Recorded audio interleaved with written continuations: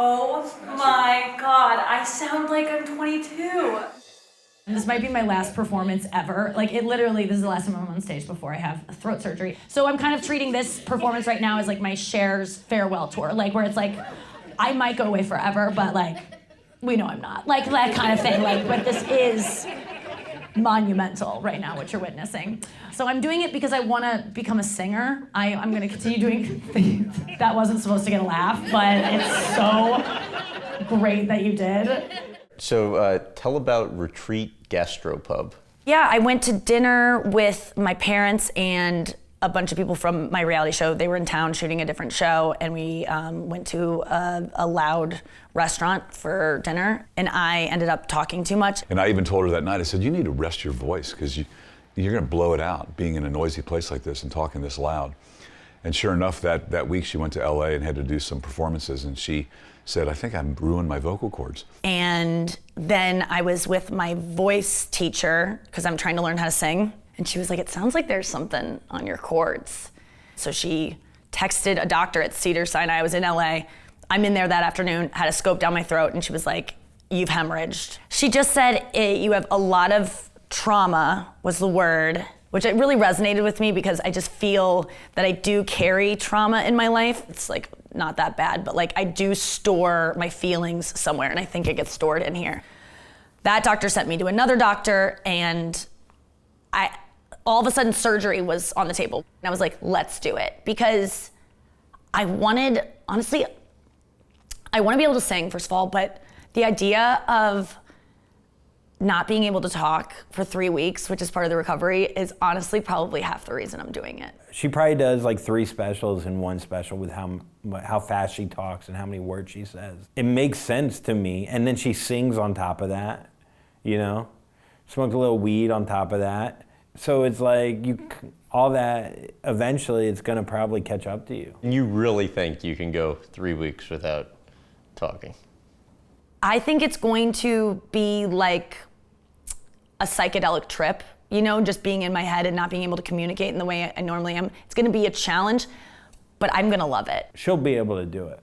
Because she'll wanna be able to say, literally out loud, and be like, I did it, 3 weeks, no talking. Your voice is going to be higher once this is done, right? And that did resonate with me because I've always felt a little insecure about my voice. Like I like it. Really? Yeah. Oh yeah. I mean, I've always had like a kind of gravelly voice. My first Tonight Show set, my first joke was, I know my voice is really husky. I like to say it's big boned. My surgeon has operated on all of the best people. You know, you go to his office, it looks like a Planet Hollywood with all of the signed pictures. From Adele and Steven Tyler to... I mean, I don't even know like who... Joe Buck, Dick Vitale. When I was there, I saw John Mayer's picture on the wall. So I DM'd John and was just like, hey, I'm starting to like get nervous about not talking.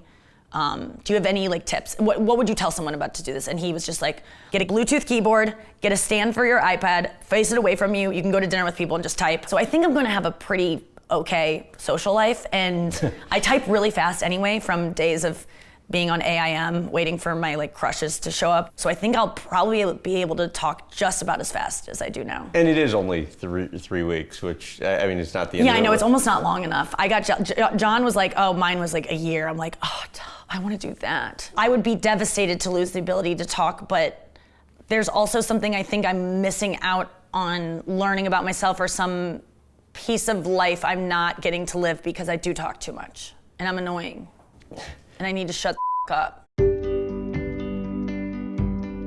So, sorry, I didn't sleep last night because I was so nervous about this. Mm-hmm. Is that normal? Yes. Okay.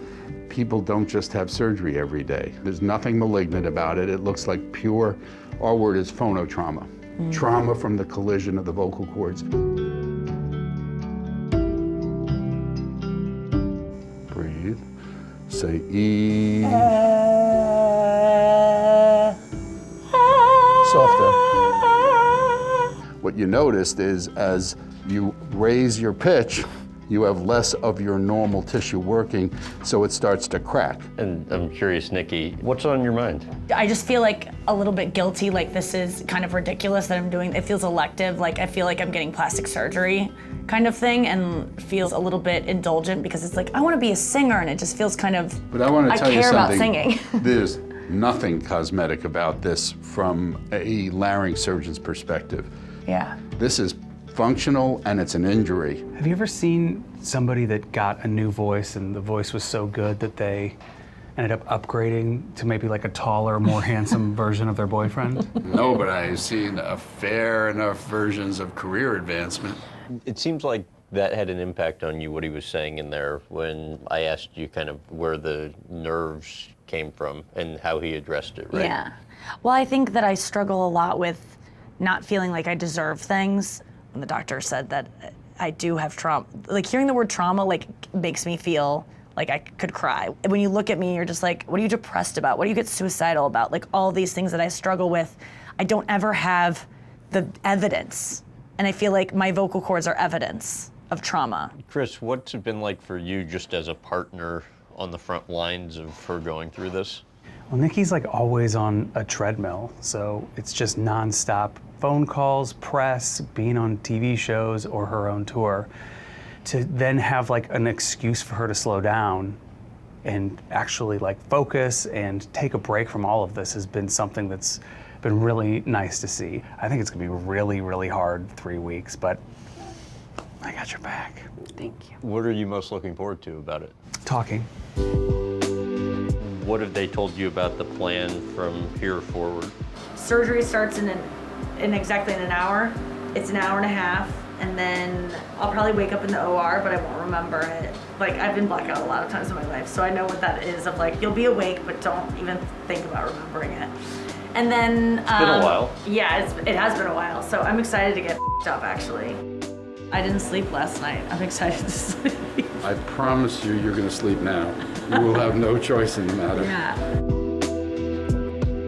So, how did it go? The procedure went flawlessly. We just lifted the membrane up, took the scar out, laid it back down. Her vocal cords are now very smooth and straight.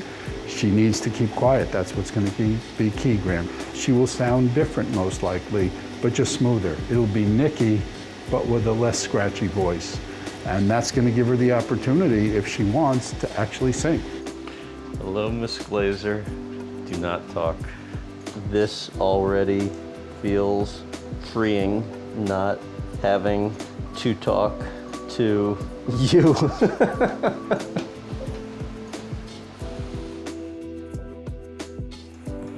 Landed in Boston at 8:57 and made it here by 9:22. Record time. How are you? Talk. Go ahead. You I'm ready? good. Yes. Oh my god. When's the last time you heard a high, clean voice like that? Wait, hold on. Do it. Just It go. sounds so different. It's so It is. clear. Woo. Oh my god. I sound like I'm 22. Were you really compliant and followed I all mean, I directions? only ever talked accidentally when like a road rage thing, which was like, oh, come on, and I instantly would go like this. The amount of jokes I had to just watch go by, like that I Love Lucy episode where she's like, you know, putting the candy in the box on the conveyor belt. And that was what I felt like a lot of times, just with like, oh my God, I'm thinking of funny things all the time and I can't say them. So it gave me an appreciation for my mind. I mean, I can say it like it's like a different voice. Try something. Oh, say, can you see?